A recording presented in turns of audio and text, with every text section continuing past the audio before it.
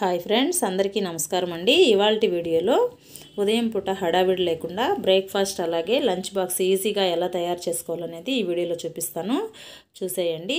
నేను ఇడ్లీ, వేరుశనగ విత్తనాల చట్నీ అలాగే టమాటా రైసు పాయసం అయితే చేస్తున్నానండి. చాలా ఈజీగా ఎలా తయారు చేసుకోవాలనేది చూపిస్తాను. నేను వేరుశనగ విత్తనాలు అలాగే పచ్చిమిరపకాయలు సిమ్లోనే వేయించుకొని పక్కన పెట్టుకోవాలి, ఆయిల్ లేకుండా.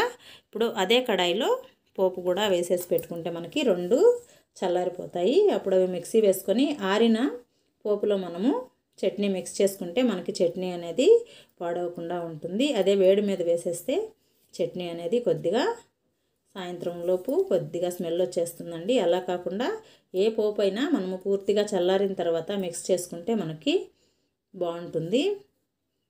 చక్కగా వేగిపోయాయి. ఆవాలు, జీలకర్ర, ఎండుమిరపకాయలు వేగిన తర్వాత కరివేపాకు వేసుకుంటే మంచి సువాసనతో చాలా కమ్మగా ఉంటుందండి. ఇది పక్కన పెట్టేశాను. టమాటా రైస్ కోసం కుక్కర్ పెట్టి అన్నం కూడా విజిల్ వచ్చేసిందండి. అలాగే పక్కన పాలు కూడా మరిగిస్తున్నాను. వేరుశనగ విత్తనాలు పూర్తిగా చల్లారిపోయాయి. ఇప్పుడు ఇది మిక్సీ వేసేసుకుంటే చట్నీ అయితే రెడీ అయిపోతుంది. వేరుశనగ విత్తనాలు, పచ్చిమిరపకాయలు వేసేస్తున్నాను. చాలా ఈజీ అండి, త్వరగా చేసేసుకోవచ్చు. కొద్దిగా చింతపండు అలాగే ఉల్లిపాయ ముక్కలు, రుచికి సరిపడినంత ఉప్పు వేసుకోవాలి. ఈ చట్నీ మనము లెమన్ రైస్కి కూడా యూస్ చేసుకోవచ్చు, అలాగే పొంగలకు కూడా బాగుంటుందండి. ఒక రౌండ్ గ్రైండ్ చేసిన తర్వాత నీళ్లు వేసి మరోసారి గ్రైండ్ చేసుకోవాలి. మీరు మరీ టైం లేదనుకుంటే వేరుశనగ విత్తనాలు ముందు రోజు నైటే వేయించి పక్కన పెట్టుకుంటే మరీ మంచిది. పూర్తిగా చల్లారి ఉంటాయి కాబట్టి చట్నీ కూడా బాగుంటుంది. చట్నీ అయిపోయింది, పోపు కూడా చల్లారిపోయిందండి. ఈ పోపు మనం వేసాం కదా ఇందాక, ఆ పోపే కొద్దిగా పెరుగన్నంలో కూడా మిక్స్ చేసుకోవచ్చు. 2 in 1గా సరిపోతుంది. ఇప్పుడు చట్నీ మొత్తము పోపులో వేసి మిక్స్ చేసేసాను. చట్నీ అయితే రెడీ అయిపోయిందండి. పాలు కూడా మరిగిపోయాయి. ఇప్పుడు ఒక కడాయి పెట్టుకొని 2 నుంచి 3 టేబుల్ స్పూన్లు నెయ్యి వేసుకున్నాను. నెయ్యి వేసుకొని నెయ్యి వేడెక్కిన తర్వాత ముందు జీడిపప్పు పలుకులు అలాగే ఇవి కొద్దిగా వేగిన తర్వాత ఎండు ద్రాక్ష కూడా వేసి వేయించుకొని పక్కన పెట్టుకోవాలి. కొద్దిగా వేగాయి కదండి. ఇప్పుడు ఎండు ద్రాక్ష కూడా వేసేసాను. మరి ఎండు ద్రాక్ష మాడకూడదండి. ఇలా ఉబ్బినట్లు అయిపోతే వెంటనే తీసేసుకుంటే సరిపోతుంది. ఇప్పుడు ఇందులోనే సేమియా వేసుకొని వేయించుకోవాలి. ఆల్రెడీ ఇది రోస్ట్ అయిన సేమియానండి. నెయ్యిలో కొంచెము అలా వేయిస్తే మరి కమ్మగా ఉంటుందని కొద్దిగా వేయించాను. రోస్టెడ్ సేమియా అయితే వేయించిన అవసరం లేదండి. ఇది రోస్టెడే. నెయ్యి వేసాను కదా అని ఒక రౌండు అలా వేయించాను. వేగిపోయిందండి.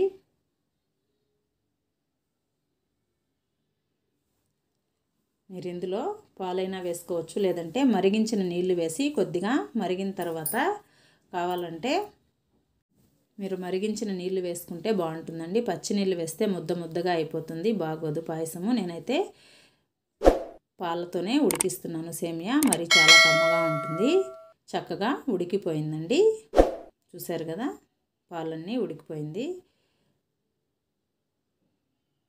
రుచికి సరిపడినంత చక్కెర వేసుకోవాలి. చూసుకొని వేసుకుంటే బాగుంటుంది. మరీ ఎక్కువ వేసుకున్నా కూడా బాగోదు కదండి. నేను 3/4 కప్పు అయితే చక్కెర వేసానండి. ఇదైతే సరిపోతుంది.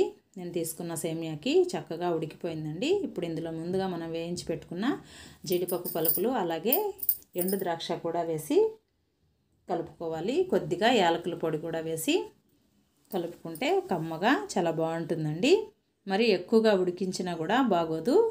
ఆ సెగతోనే మనకి బాగా మగ్గిపోతుంది. పాయసం అనేది రెడీ అయిపోయింది. పక్కన పెట్టేసి ఇప్పుడు టమాటా రైస్ కోసము ఉల్లిపాయ ముక్కలు, పచ్చిమిరపకాయ ముక్కలు, కరివేపాకు అలాగే పచ్చి బఠానాలు, పచ్చిమిరపకాయలు అలాగే 3 బాగా పండిన టమాటాలు అన్నీ శుభ్రం చేసి పక్కన పెట్టుకోవాలి. స్టవ్ వెలిగించి కడాయి పెట్టుకొని 2 నుంచి 3 టేబుల్ స్పూన్లు ఆయిల్ వేసుకోవాలండి. ఆయిల్ వేడెక్కిన తర్వాత ఆవాలు, జీలకర్ర వేసుకుంటున్నాను. ఇందులోనే పచ్చిమిరపకాయ ముక్కలు, ఉల్లిపాయ ముక్కలు అలాగే కరివేపాకు, పచ్చి బఠానాలు కూడా వేసి వేయించుకోవాలి. ఇది కొద్దిగా మగ్గిన తర్వాత టమోటాలు కూడా వేసుకోవాలండి. టమోటా బాత్ కాదండి, టమోటా రైస్ అంటే అన్నం మనము ముందుగా ఉడికించి పెట్టుకొని ఈ విధంగా తాలింపు వేసుకుంటే బాగుంటుంది. మీరు అప్పటికప్పుడు తినాలనుకుంటే నైట్ మిగిలిన అన్నం కూడా ఈ విధంగా తాలింపు పెట్టుకుంటే సరిపోతుంది. ఇవి కొద్దిగా మగ్గిన తర్వాత రుచికి సరిపడినంత ఉప్పు వేసుకోవాలి. కారం కావాలంటే కొద్దిగా లాస్ట్లో వేసుకుంటే సరిపోతుందండి. అది మగ్గేలోపు ఇడ్లీ పిండిలో కొద్దిగా ఉప్పు వేసి కలుపుకుంటున్నాను. చక్కగా మగ్గిపోయిందండి. ఇప్పుడు ఒక 1/2 టేబుల్ స్పూను కారం వేసి చక్కగా ఉడికించుకోవాలి. సిమ్లోనే మగ్గించుకోవాలండి. ఇది ఎంత మగ్గితే అంత టేస్ట్గా ఉంటుంది రైస్ అనేది. అది మగ్గేలోపు మనము ఇడ్లీలు అయితే పెట్టేసుకుందాము. ఇవి ఇడ్లీ ప్లేట్లకి ఆయిల్ ఏమీ పూయన అవసరం లేదండి. ఒకసారి నీళ్ళల్లో ఆడించి వేసుకుంటే సరిపోతుంది. ఇడ్లీ అంటే మనము ఆయిల్ వేయకుండా వేసుకునేదాన్నే ఇడ్లీ అంటాం కదండి. ఆయిల్ వేసుకుంటే మనం దోశకి కూడా ఆయిల్ వేసుకుంటాము. అలా కాకుండా కొద్దిగా నీళ్ళల్లో ప్లేట్లు ఆడించేసి ఇడ్లీ పెట్టుకుంటే మనకు తీసినప్పుడు తట్లకేమీ అంటుకోదండి. చూసారు కదా, ఈ విధంగా వేసేసుకోవాలి. అన్నిటికీ పెట్టేసుకొని ప్లేట్లు ఆ హోల్స్ ఉన్నాయి కదండి, ఇడ్లీలు పైకి వచ్చే విధంగా పెట్టుకుంటే మనకి కింద ప్లేట్లోటి కూడా చక్కగా ఉడికిపోతాయి. చూసారు కదా, ఈ టమాటా గొజ్జు కూడా చక్కగా ఉడికిపోయింది. ఇప్పుడు ముందుగా మనము ఉడికించి పెట్టుకున్న అన్నము వేసేసుకొని మిక్స్ చేసుకోవడమేనండి. అయిపోయింది ఈ రైస్ కూడా. ఇడ్లీలు కూడా చక్కగా ఉడికిపోయాయి. చక్కగా వచ్చాయి చూడండి, ఎంత ఫ్లఫీగా. ఈజీ అండి. మనము నైటే అన్నీ రెడీ చేసి పెట్టుకుంటే మార్నింగ్ చేసుకోవడం పెద్ద కష్టమేం అనిపించదు. చూసారు కదా, కొద్దిగా కూడా ప్లేట్లకైతే ఇడ్లీ అంటుకోలేదండి. ఈ విధంగా వచ్చేస్తాయి. మనం ఆయిల్ వేయాల్సిన అవసరమే లేదు. చాలామంది ఆయిల్ కానీ నెయ్యి కానీ అప్లై చేసి వేస్తుంటారు. చూసారు కదా, టమోటా రైస్ అయితే ఈ విధంగా అయిపోయింది. చట్నీ అండి, అలాగే పాయసము అన్నీ రెడీ అయిపోయాయండి. చాలా కమ్మగా ఉంటుందండి ఈ పాయసము. పాలతోనే చేసాం కాబట్టి ఇడ్లీలు కూడా చక్కగా వచ్చేసాయి. చాలా ఈజీగా బ్రేక్ఫాస్ట్ అలాగే లంచ్ బాక్స్కి అన్నీ రెడీ చేసి పెట్టేశాను. తర్వాత మా వారిని పంపించేసిన తర్వాత శుభ్రంగా ఇల్లంతా ఊడ్చేసుకొని మాప్ పెట్టేసుకొని తర్వాత మిగతా పని మొత్తము చేసేసుకుంటానండి. ఇప్పుడైతే ఇల్లు అయితే ఊడ్చేస్తున్నాను. ఇల్లు మొత్తము శుభ్రంగా ఊడ్చేసిన తర్వాత తుడుచుకుంటాను.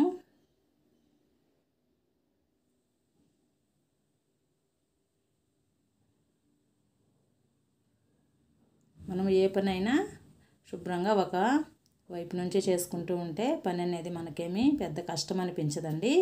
నేను ఇల్లు మొత్తము ఊడ్చేసుకున్నాను. ఊడ్చేసిన తర్వాత ఇప్పుడైతే మాప్ పెట్టేస్తున్నానండి. మాప్ పెట్టేసి ఎవరో పిలిచినట్లుంటే కొద్దిగా బయటికి వెళ్ళి చూశాను.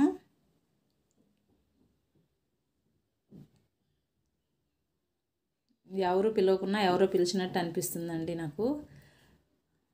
అందరికీ అలానే అనిపిస్తుందో ఏమో మరి. గడపకైతే ఈ విధంగా మాప్ అంతా పెట్టేసిన తర్వాత పసుపు కుంకుమ అంతా పెట్టేశాను. ముగ్గు వేశాను తులసమ్మ దగ్గర, అలాగే గడపలో కూడా. మొత్తము పని అంతా అయిపోయిందండి. మనము మార్నింగే స్నానం అంతా చేసేసుకున్నామంటే ఉదయం అన్ని పనులు శుభ్రంగా చేసుకోవచ్చు. గడపకి పసుపు కుంకుమ పెట్టడము అయిపోయింది. మొత్తం పని అంతా అయిపోయిందండి. స్టవ్ అంతా నైటే మనము శుభ్రం చేసి పెట్టుకుంటే మనకి మార్నింగు క్లీన్గా ఉంటే పని అనేది ఫాస్ట్గా చేసేసుకోవచ్చు అండి. నైట్ ఎక్కడిదక్కడ పెట్టేసుకున్నామంటే మనకి మార్నింగ్ అయితే అస్సలు తోచదు. పని మొత్తం అయిపోయిన తర్వాత ఈవినింగు 4:30 అయిందండి. సరే టెర్రస్కి వెళ్ళి బట్టలు మడుచుకొని వచ్చేస్తామని పైకి వెళ్ళాను. బట్టలు కూడా మనము తీసేటప్పుడు ఎట్టంటట్ట తీసేసుకోకుండా శుభ్రంగా పైనే మడుచుకొని తెచ్చుకున్నట్లయితే క్లీన్గా అలానే బీరువాలలో పెట్టేసుకోవచ్చు. నేను బట్టలన్నీ ఎప్పుడు ఈ విధంగానే ఫోల్డ్ చేసుకొని తెచ్చుకుంటానండి. అన్నీ కుప్పగా తీసుకొచ్చుకోను. పిల్లలైతే ఆడుకుంటున్నారు నేను బట్టలు మడిచేలోపు. ఎప్పుడైనా బట్టలు మనము పైన శుభ్రంగా ఫోల్డ్ చేసుకొని తెచ్చుకున్నట్లయితే మనకి మడిగిపోయినట్టు కూడా అవ్వండి, క్లీన్గా ఉంటాయి. ఐరన్ వేసుకునేటప్పుడు కూడా మనకి చాలా ఈజీగా ఉంటుంది. చూసారు కదా, పిల్లలైతే పైన కాసేపు ఆడుకుంటామన్నారు. వాళ్ళు ఆడేలోపు నేను పైన ఒక రౌండ్ అలా తీశాను. ఈవినింగ్ అయిపోయిందండి. సరే మార్కెట్కి వెళ్ళి కొద్దిగా కూరగాయలు పూలు అయితే తీసుకొచ్చేద్దామనేసి బయలుదేరానండి. నేను మా అమ్మాయి బయలుదేరి వెళ్తున్నాము. కొద్దిగా పూజకి పూలు అయితే లేవండి, తీసుకొచ్చుకోవాలి. అలాగే కొద్దిగా బఠానీ అవి తీసుకొచ్చుకుందామనేసి బయలుదేరాను. మార్కెట్ కూడా మీ అందరితో చూపిస్తాను. ఇంటి నుంచి దిగి వెళ్తున్నాము. ఇది మా లైన్ అండి.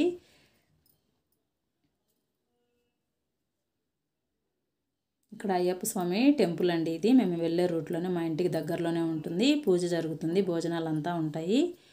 బఠానీ తీసుకుంటున్నానండి. బఠానీ 40 రూపాయలు అండి కేజీ, ఇంకా తక్కువ కూడా అవుతుంది. జనవరిలో అయితే మరి 20 రూపాయలకు కూడా వచ్చేస్తుందండి. 200, 300 కూడా ఉంటుంది అన్ సీజన్ అప్పుడు. ఇప్పుడు సీజన్ కాబట్టి 40 రూపాయలు. ఇంకా 4 రోజులు పోతే 20 రూపాయలు కూడా అయిపోతుంది. నేను ఒక ½ కేజీ తీసుకున్నానండి బఠానీ. అలాగే పూలు కూడా తీసుకున్నాను. అన్నీ తీసుకొని బయలుదేరి వచ్చేస్తూ ఉన్నాము. ఇక్కడ వేరే బండి దగ్గర కాస్త కూరగాయలు తీసుకుందామని బయలుదేరి వచ్చేస్తున్నామండి. ఇక్కడ బీన్స్ అలాగే నూలుకోలు ఇవి కూడా తీసుకుంటున్నాను.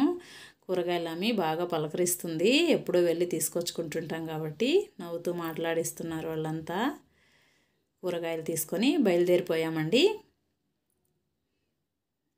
6:30 అయిపోయింది. వచ్చేస్తున్నాము ఇంటికి వచ్చేసి ఇంక వంట పని అయితే స్టార్ట్ చేస్తున్నాను. ఈ వీడియో నచ్చినట్లయితే సబ్స్క్రైబ్ చేయండి, సపోర్ట్ చేయండి.